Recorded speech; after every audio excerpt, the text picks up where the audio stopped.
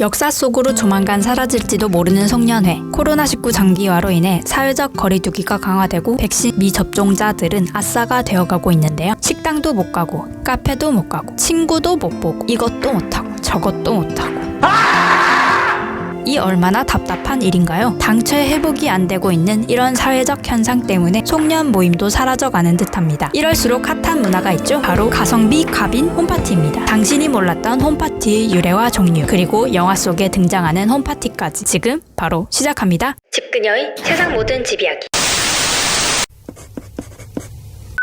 최근 들어 크게 증가한 홈파티족, 이에 맞게 발빠르게 움직이는 기업들, 그리고 온라인 시장, 이렇게 수많은 사람들이 경험하고 있는 문화 홈파티는 어떤 의미를 가지고 있을까요? 먼저 한국과 미국을 비교해 보겠습니다. 혹시 홈파티라는 말은 콩글리시라는 사실 아시나요? 미국에서는 한국과 달리 홈파티를 하우스파티라고 표현하는데요. 일반적으로는 집에 여러 친구와 지인, 동료 등을 불러 주인은 물론 손님 모두 각자 가지고 온 술과 음식을 즐기는 문화로 인식되고 있습니다. 이때 음식은 주로 바비큐나 파이 등이 있는데요. 미국과 유럽 등 패션 잡지나 버라이어티 프로그램, 드라마나 영화에도 자주 거론될 만큼 일상적인 문화입니다. 하지만 요즘의 하우스 파티는 10대와 20대들이 누군가의 집에서 시끄러운 음악을 틀고 밤새도록 술 마시고 춤추며 노는 파티를 가리킨다고 합니다. 한국의 경우엔 크리스마스나 연말, 연초 등과 같은 특별한 날에 집주인이 손님을 초대하면 손님은 빈손으로 가기엔 뻘쭘하니까 작은 선물을 들고 방문합니다. 이렇듯 한국은 홈파티가 집들이 형태로 행해져 왔었는데요. 최근 들어서는 한국도 미국과 같은 홈파티의 형태와 비슷해져 가는 듯합니다. 그렇다면 왜 한국은 여태 미국보다 홈파티 문화가 보편화되지 못했던 걸까요? 미국의 경우엔 한국보다는 땅도 훨씬 넓고 그만큼 대체로 집도 넓고 크기 때문에 홈파티를 즐기기에 좀 더 유리하다고 볼 수 있습니다. 또한 레스토랑이나 술집에서 모임을 하면 비용이 많이 드는 탓에 가성비를 생각해서 홈파티가 더욱 보편적인 문화로 자리 잡힌 것이죠. 가성비 갑이 홈파티엔 단순히 식사를 즐기는 것이 아닌 목적에 따라 여러 종류가 있고 이에 따라 다른 이름으로 표현된다는 거 아시나요? 종류 살펴보겠습니다. 첫 번째로 프리가 아닌 프리 드링크 혹은 프리 게임이라 불리는 홈파티가 있는데요. 이는 젊은 사람들이 술집이나 클럽에 가기 전에 누군가의 집에 모여 술을 마시는 걸 말합니다. 금수저가 아니고서야 대부분 학생들은 돈이 많지 않죠? 집 밖에서 술을 마시면 돈이 많이 들기 때문에 그 돈을 아끼기 위해서 미리 술을 마셔두는 모임이 바로 프리 드링크 혹은 프리 게임인데 입장료를 받기도 합니다. 두 번째로는 포트럭이라 불리는 홈파티인데요. 포트럭은 가장 보편적입니다. 이는 모든 손님이 각자 요리를 하나씩 가져와서 나눠 먹는 것인데요.